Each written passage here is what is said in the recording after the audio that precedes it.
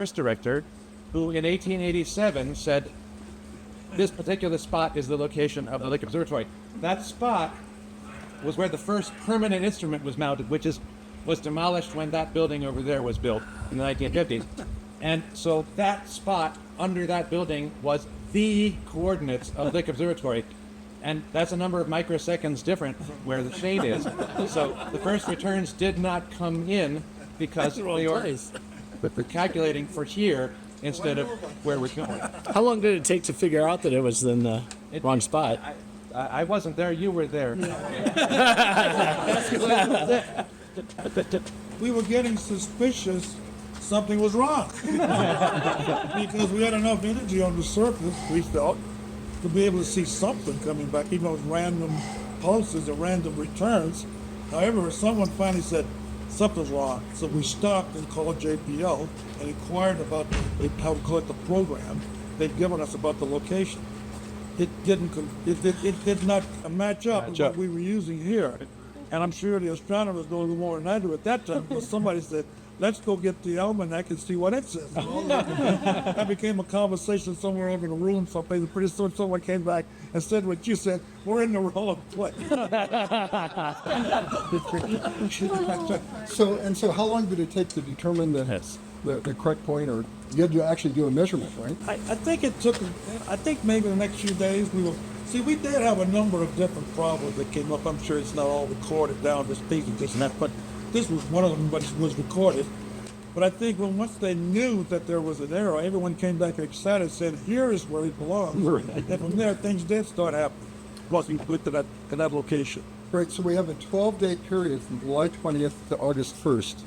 So amongst the things that happened during that period, not to mention just getting things working operational with the laser, but actually figuring out where that exact point was so that you'd be able to do your ranging. Right.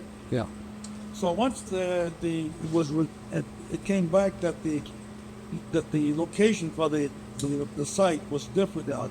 Those guys, not me, but some other guys figured that out. What the excitement was, we think we now know where we are. So we started firing again. So that's the difference between 1887 and 1969. So very special day, August 1st, 2019, the 50th anniversary of the success of the lunar laser ranging experiment here at Lick Observatory, where it actually happened. It's a very important, amazing anniversary of it. Amazing collection of people we have here with us as well. Speak up. Speak up? Okay. Let's see, I'd like to do a quick announcement of everybody who's here. We have, over here, we have Galen Fars. Yeah, from the office of U.S. Congressman Ro Khanna. Yes. Very happy to have you here. We also have Mike Warner, who's here with us, of John Gonzalez from the History Committee. We have Dick Ahrens, he's the IEEE Milestone Committee, IEEE Milestone Chair in Santa Fe Valley section. That'd be good. We have Gloria Jeffries, who's the wife of Jim Jeffries over here, who's 2018 IEEE President. We have Dr. Eleanor Gates, who was my entree to much of what's happening here today. It was so amazing how we, by way of an auction, we purchased a store. Then found out about the milestone by way of Brian Haggerty, who was right over here, and then got a back behind-the-scenes tour of where it actually took place. So this is like 14 months ago. I got this behind-the-scenes tour that laid the groundwork for the milestone that we're now celebrating today. Kind of an amazing story. We also have over here, let's see, James Stoker and his wife Anna. Thank you. James of GPS fame. Very happy to have you with us here today. Queen Elizabeth Award. The Queen Elizabeth Award. You won that award. That's actually given out, I think, only every 2 years. Yeah. So he won it for this year, the Queen Elizabeth Prize in Engineering for his seminal work in GPS 50 years ago. And I think you're one of 4 gentlemen who was a recipient of that. Is that correct? Is that the way that worked? One of the 4. Happy to have you with us. This is great. We also have Dennis Wingo, who's going to be talking about lunar rocks tonight. I've known him by way of a conference that he and I have been attending for a number of years, and So Dennis loves to do space things. So you covered some of the tapes from what project you did? Lunar orbiter. The Lunar Orbiter. That's itself a very interesting story. And we have Taylor Winship, who's the vice chair of the Santa Clara Valley section that we're in. It's the largest section in the world. It's to about 11,500 members or thereabouts. So really happy to have you here. Also, Mike Gaselowitz from the IEEE History Committee back. History Center, pardon me. Back on the East Coast. John Vardalis is from the IEEE History Committee. Yes. Then we have Dr. Betty Walker and her husband, Professor Hal Walker. Hal was the man who shot the laser 50 years ago today. You shot it many times before that. You successfully detected. Attack the moon. 50 years ago today, you successfully detected the return of photons from that. Any shots there? Right. You detected on the order of like 1 to 5 photons. Is that accurate? Pretty amazing. So it's spread out to about 2 kilometers wide on the lunar surface. And then when it was reflected back, it was about 7 or 8 kilometers wide here. And Hit then, it all over the place, but yeah. yeah, the ones that made it back. And then we have Francine Belson behind him. She's the IEEE Silicon Valley Tech History Committee with me. And I'm happy to have you with us. And then we have over here, this is Steve Allen from Lick Observatory. And what's your title there, Steve? This good guy. So you fix every day. I think I have you as expert on locations of instruments and telescopes. Is that kind of? Yes. All right. Brian Haggerty, who is chair of the Southern California Council, which consists of, I think, 3 or 4 sections in Southern California. We covered the 10 sections of Southern California, first 3 members of the regions. I took the Southern California Council. Great. We have Dr. Mustafa Mortasai, who is a professor at Jabril University. He is our PR man for this event. He is in contact with TV stations, with radio stations, with local Congress people. That's how we have representatives from Wakana's U.S. Congressman Wakana today. We also had a declaration with Anna Eshu, another congresswoman from our area, and also the mayor of Santa Clara. Thank you for that. Really, it's amazing. Then we have Stan Latif, who's from the IEEE Foundation. And this, what's your title with the foundation? Well, Chief Development Officer. And then Deliberato, also the IEEE Foundation.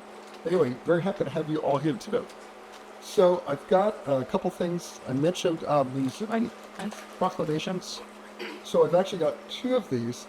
It's a certificate of special congressional recognition presented to IEEE for the Apollo 11 Lunar Laser Ranging Experiment, signed by Anna Eshu, or Congresswoman. I've got 2 copies of this. I'd like to give one of these to you, Eleanor. Thank you. Yeah, absolutely. I also have here a proclamation from Lisa Gilmore, Mayor of Santa Clara, where tonight's event will be held. And I'll just, I won't read every word, but it basically describes everything that's going on here.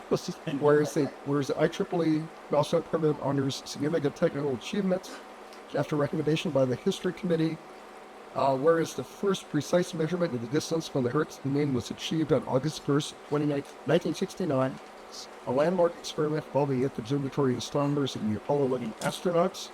To commemorate this achievement on its Apollo 11 experiment's 50th anniversary, a bronze plaque in the lobby of the Shane Telescope Dome and the observatory will be dedicated, and we'll be seeing that here in a few minutes.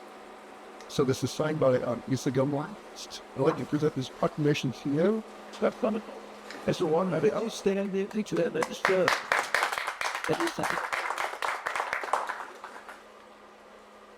I'm with Congressman Rokana's office. I do want to apologize that he's actually not able to make it today. He's currently with a congressional delegation down to the border to check out those wonderful detention centers we've been hearing about. And so I'm here on his behalf. And so I just want to say that, the Congressman is in full support of reinvesting federal funds into science and technology. I know that in the last few decades, a lot of funds just kind of been pulled from that. But I think that we've really entered a new day and age of a new space race in terms of this whole public-private partnership that we're starting to see with many different types of companies. So pretty much on behalf of the Office of Congressman O'Connor, I want to present a certificate of special congressional recognition to IEEE for the Apollo 11 LURE mission and all the accomplishments of being able to measure the distance between the Earth and the Moon. So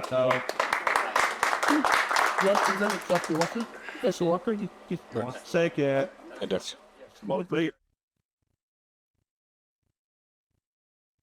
The laser was assembled by Hal's team from Corad Lasers in Santa Monica, California. Santa Monica is celebrating its 250th anniversary in 2 days, August 3rd, as the establishment of a Spanish encampment 250 years ago.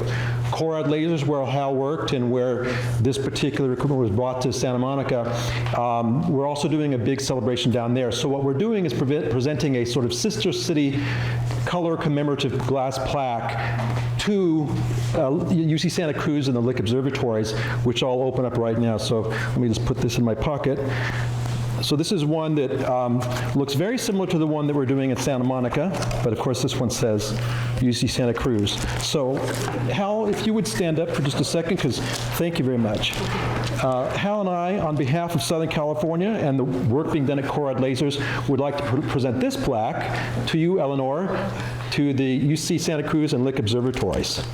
And again, I won't read the whole thing because it's a little more wordy than even the bronze plaque, but you can all take a look at it. We actually have 2 copies of these, one that we'll provide here for Lick Observatory and one for UC Santa Cruz as well. Thank you. You're welcome. You got it, Joe? Yeah, great, fantastic. Thanks, Joe. That's for you. And I think it's important to add that the plaque itself generally will never include the name of people involved with what is being honored. It's neutral in that sense. It's honoring something as opposed to a person. Obviously, there's people behind it. But what this plaque does is it talks about the people who are actually involved in making this happen, including Professor Hal Walker. So he's included in here along with other people, and I believe Remington Stone is included in here as well. I'm not Yeah. Well, you know, I'll just read it. It's not that long, but at least we'll have it on recording. So it actually says, presented 1st August 2019 to UC Santa Cruz Lick Observatory in commemoration of the Apollo 11 lunar laser ranging experiment. The first paragraph, very similar to this one, says, on 1st August 1969, the first accurate measurement of the distance between the Earth and the Moon was determined by firing a laser from Lick Observatory at retroreflectors placed on the lunar surface by Apollo 11 astronauts, then measuring the time delay for detection of the reflected beam. The gigawatt-powered crystal ruby laser was manufactured by Corad Lasers in Santa Monica, California. Then the second paragraph says, science and engineering teams from Lick Observatory and Corad Lasers were jointly responsible for the success of the lunar laser ranging experiment known as LURE. Planning began more than a year earlier with the Corad team led by Ted Mayman, the inventor of the laser, Bill Rundle, the designer, and Hildreth Hal Walker Jr., who installed, operated, and fired the laser from Lick Observatory in July and August of 1969. The team responsible for operating the telescope, precision targeting at the retroreflectors, and performing the electronic data collection and measurements was led by James Fowler and Irvin Weiner of Wesleyan University, and Lloyd Robinson, E. Joseph Wampler, and Donald Weber of Lick Observatory. Oh, very good.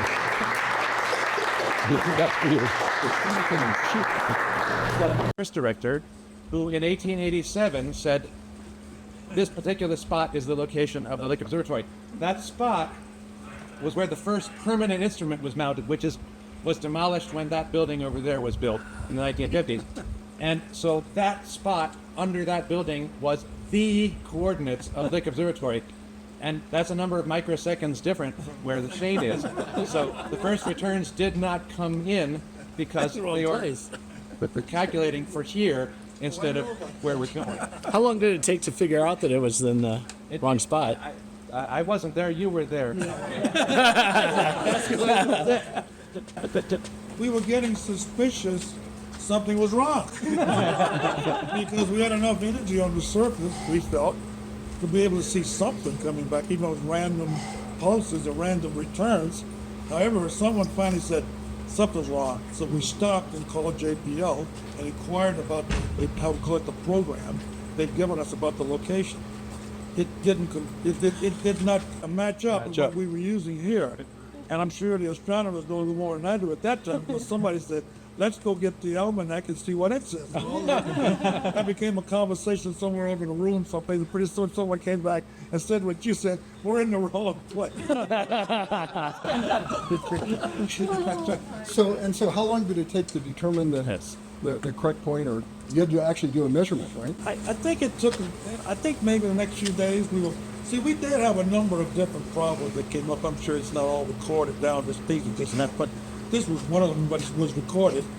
But I think once they knew that there was an error, everyone came back excited and said, here is where it belongs. And from there, things did start happening once we went to that location. Right, so we have a 12-day period from July 20th to August 1st.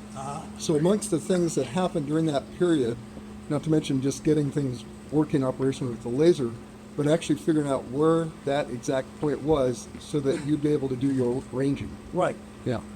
So once it came back that the location for the site was different now. Those guys, not me, but some other guys figured that out. What the excitement was, we think we now know where we are. So we started firing again. So that's the difference between 1887 and 1969. One of the things we have to understand, to put the perspective of what was happening, we were operating a laser that was not really developed and designed for a lunar attempt like we were going to try here.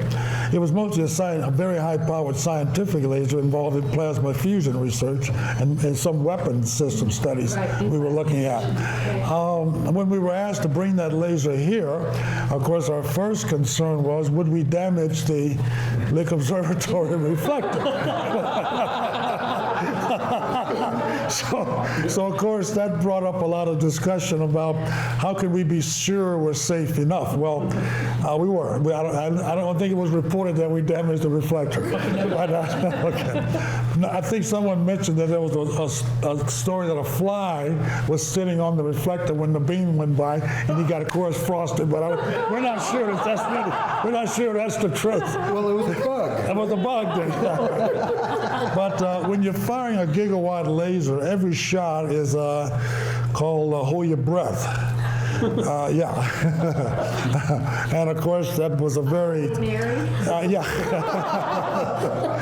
And because of the temporal characteristic of a high-powered laser and the optical surface that we're having the light beam go through are very sensitive also to dust and other things that can come along. Now, one of the things that was extremely important to us in the search, because again, the Lick Observatory mission was to find the reflector. We didn't know where it was except on the moon, somewhere in the Sea of Tranquility, maybe about right there where the telescope said it probably would be. So we were firing through the telescope to that location. Of course, nothing came back initially, so we had to think about that for a while. That led to the other story we heard earlier about the distance between the site below and the site up here, and those things had to do with the location of Lick Observatory. Now, that wasn't my role, so I stayed out of that, but my ear was to the wall. But the bottom line was this. That type of a laser is very sensitive. The optical components are very doable at what we call scientific operation, but when you put to a test of operating over serious hours of time, I had a lot of trouble trying to maintain it.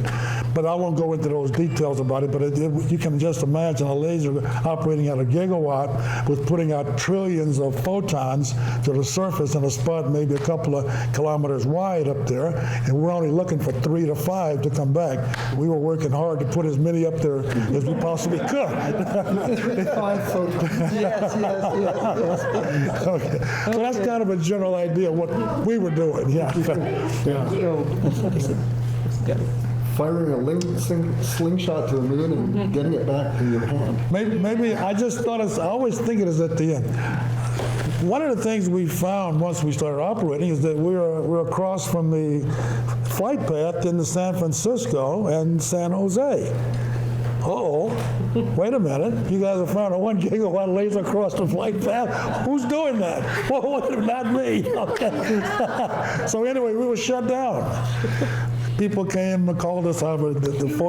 Yeah, we were shut down. Shut the operations down until you can. FAA shut us down. So we brought a trailer up here. Had a trailer brought here with a radar receiver on it from the National Guard, and of course we had to give them then control over the laser, because again, once they scanned the area, there was no aircraft coming through. They would switch it on, but if there was, they switched it off, and it stayed off most of the time. And we were saying, there can't be that many airplanes going by here. What's going on? So a couple of us got a pair of binoculars and went out, and when this guy wasn't doing anything, we started looking all around. We couldn't see an airplane, so I went in and talked to him. Years ago, I worked in the ballistic missile early warning system up in the northern frontiers. So I went in and tried to talk to this guy and say, hey, look, maybe you're having a trouble with what's called ground clutter here or something, which gives you false images. True enough, I think he didn't allow me to operate his radar, where I could brought some of the gates back in a little closer, so we weren't getting returns from across the valley over there, which allowed us to now start to operate again. But we had little troubles like that. During the Apollo 11 years, I was a telescope operator. My responsibility on the night of the actual Apollo 11 landing was to operate the telescope. I was upstairs operating the telescope. I was downstairs making the laser work. The first problem was that everybody sort of came to a halt during the excursion was on TV. Everybody was watching the events on TV. That was cool. It didn't last very long. And as soon as they were done, then we started thinking about what's going to come. We wanted to make sure everything was ready for when the reflector is in place on the moon. We want to be ready to start firing the laser as soon as we knew where they were. So right away, as soon as the sun set, we wanted to keep the sun off the telescope. As soon as the sun's below the horizon, I start trying to set the telescopes to the moon. My personal humiliation was with the world's second largest telescope. It took me half an hour to find the moon. Fortunately, I had an excuse. I had this super high, super sensitivity, low light level Denton camera that just been declassified by the military, and we had it for a couple of weeks. We used it at night. The sky worked great. But we never tried it during twilight. And I had, you could look out and see the moon at twilight. So I said, well, we should be able to see it with this camera. But we had no idea what the capabilities of the camera were. It was just completely overwhelmed by the background. So nothing to see. Meanwhile, I was panicking as going back to the covers for the moon as the entrance babies. And running out, signing up the edges. There's the bears. I started this horrible feeling that the mirror supports had fallen out. The whole mirror was off. The whole thing was going to be a miserable failure to be my fault. And finally, after half an hour, it was, my first ulcer. And then somebody was sitting in the controller and said, oh, there it is. And on the TV screen, there's this delicate tracery you could barely see. It was the bright spots in the moon. It was finally visible. And what a relief. So after that, it was all pretty smooth until, I think as Hal alluded to, later in the evening, finally the Houston knew where they landed. Remember that they were looking for a landing spot, but the antenna spot, the terrain was too rough. So whoever it was, Alan Shepard took over manual control and extended downrange. Nobody was really sure. I think we're Neil Armstrong. Oh, no, yes.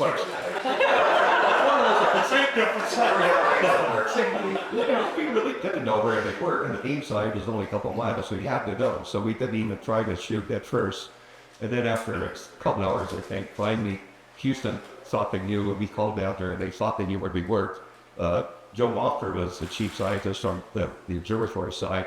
I was sitting there at the desk, he had a big moon map spread out, and he asked the guy on the other end to say the coordinates. And the guy on the other end, Houston, and had a real thick Texas accent. He said the coordinates 3 times. I heard Joe ask him for a tape twice. Joe heard them 3 times, wrote it down, Joe read it back. The guy repeated it, Joe read it back, it seemed okay, so we know. And spent all night firing there, didn't see anything. And the next day, somebody called back to Houston about somebody could speak English. So now, the last decades of one of the coordinate pairs was 1-5. And 1-5, that thought block back 50. If you just telephone connection in 1967, so we were here at the wrong place. And And so that was one reason we were in the wrong place. But then the next night, we thought we knew where we were. It's the next 3 nights. And we still didn't get any return signal. It got really mysterious, a major worry.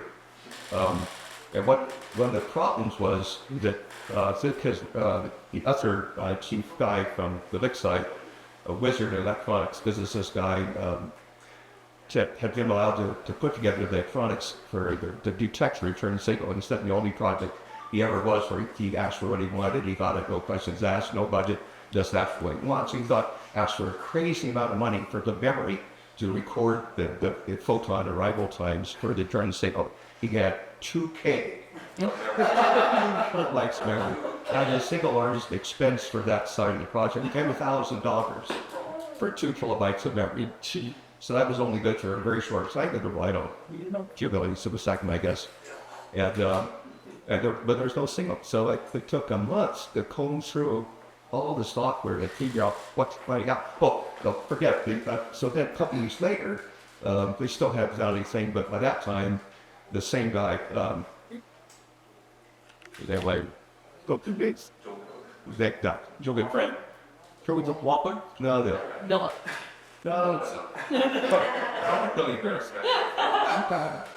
So anyway, it took me for Friday. He said, okay, we don't know what's wrong, everything is checked out. What we need to do is slide that very tiny time interval lucky for the starting to return signal. We don't know why it's there. We just slide it a little earlier, a little late. And pretty soon, there was return signal. Started on that. We got good data. We still didn't know what caused that discrepancy. J.D. elements applied the very detailed numbers for the gravitational influence of everybody in the solar system on the exact distance between here and the rest reflectors. And it turned out that it buried in the million lines of code that Yale was using was the position of Lick Observatory. They had very reasonably thought Lick Observatory was where the geodetic survey said Lick Observatory was. The geodetic survey thought we were where their benchmark is. Their benchmark's up here in front of the main buildings. So the first, I like to say, the first result of this experiment was their vectory picture very precisely 1,700 feet from here to the benchmark. Thank you.